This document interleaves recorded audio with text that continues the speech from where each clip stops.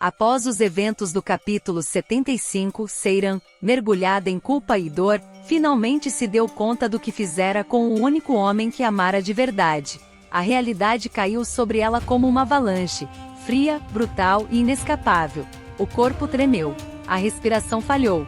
O pânico tomou conta de sua mente como uma tempestade avassaladora. Gritou, chorou, se encolheu no leito do hospital como uma criança ferida. Precisaram sedá-la. Enquanto isso, do outro lado de Istambul, Feri vagueia pelo porto, à margem do Bósforo, sem rumo, sem alma. Seus telefones estão desligados há horas. A solidão agora é sua única companhia. Havia se mudado para uma das casas da família Corran, próximas ao centro de saúde onde Seiran estava internada. 8 meses se passaram desde então. O tempo deixou de fazer sentido, os dias viraram noites, o outono perdeu o brilho, e o inverno caiu com suas primeiras lâminas de gelo sem que ele sequer conseguisse ver o rosto dela novamente. O mais cruel é que, mesmo tomado por mágoa, não compreende o que aconteceu. Para ele, tudo estava bem. Havia mudado. Tinha se reconstruído por ela, para ela. Como então Seiran encontrar um novo amor? E por quê? Por que fazer isso com ele? O vento do Bósforo corta seu rosto como um chicote de aço gelado. A única coisa que ainda aquece seu corpo é o gole amargo escondido no bolso interno do casaco. O álcool arde, mas não consola. Ele se aproxima da beira do cais. As águas escuras do estreito parecem chamá-lo, com sua promessa fria e silenciosa de esquecimento.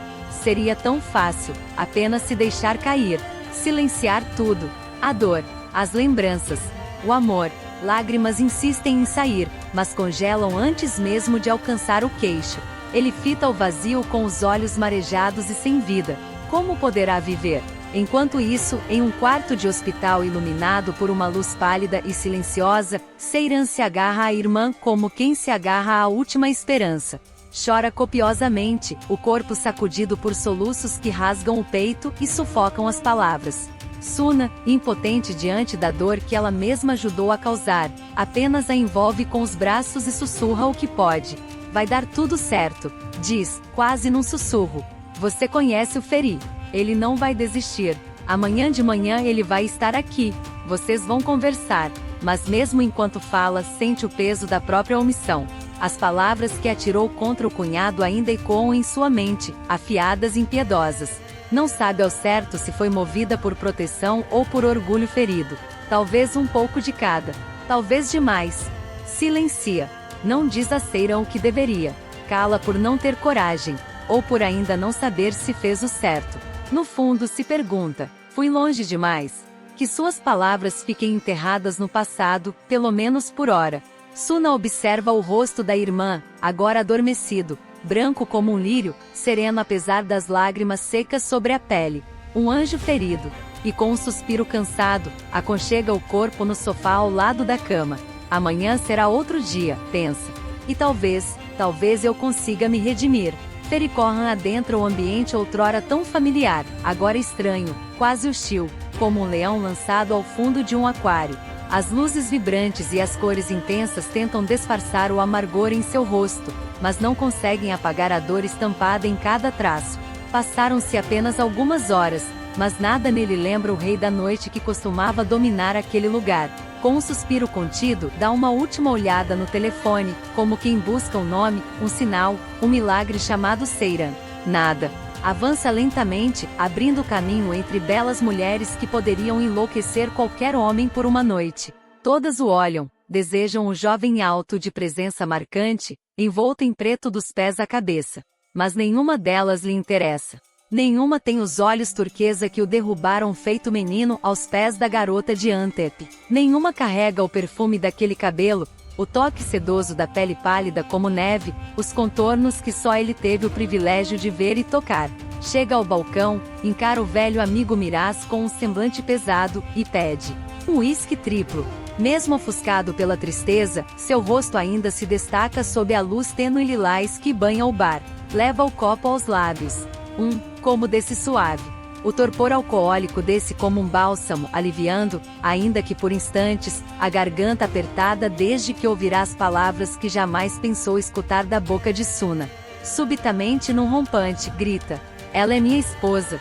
O barulho ao redor não consegue abafar o eco da dor em sua voz. Miraz, em silêncio, completa o copo. Feri continua, entre lágrimas. Como ela pode fazer isso comigo? Eu a amo. Mais do que a minha própria vida. As lágrimas escorrem silenciosas, vencendo o orgulho, iluminadas pelo reflexo tênue da luz do balcão. Outro Miraz. E Facá desperta assustada com a batida na porta. O som agudo a arranca do sono profundo. Seus olhos se abrem rapidamente, e ela olha para o relógio, exatamente 7 horas. Com os cabelos bagunçados e o corpo ainda pesado pela sonolência, pega o Rob sobre a cadeira e se dirige à porta. Quando a abre, o semblante preocupado de Latif a alerta imediatamente. Algo está errado. E o Ag está bem? Ele quer ver Feri. A voz firme e carregada de tensão do velho mordomo de Alice quebra o silêncio da manhã como uma sentença. O olhar grave, o corpo rígido e a ausência de qualquer formalidade revelam: algo está errado. Já haviam se passado 8 meses desde que Feri abandonara a mansão dos Corran.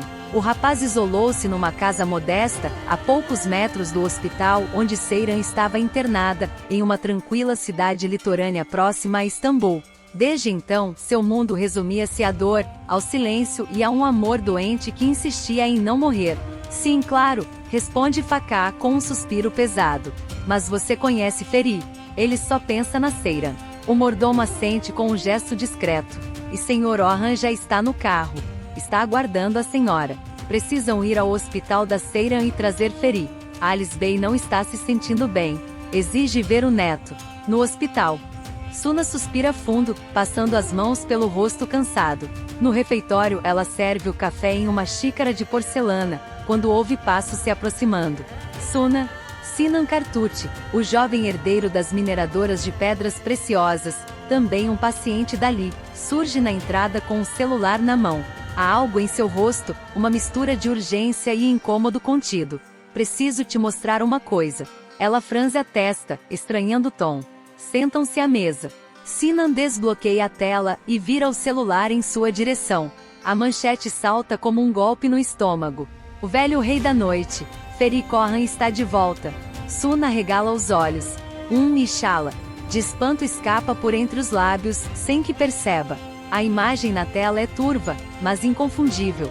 A cabeleira negra de Feri está ali, inconfundível, espremida entre duas mulheres à saída de uma boate em Istambul.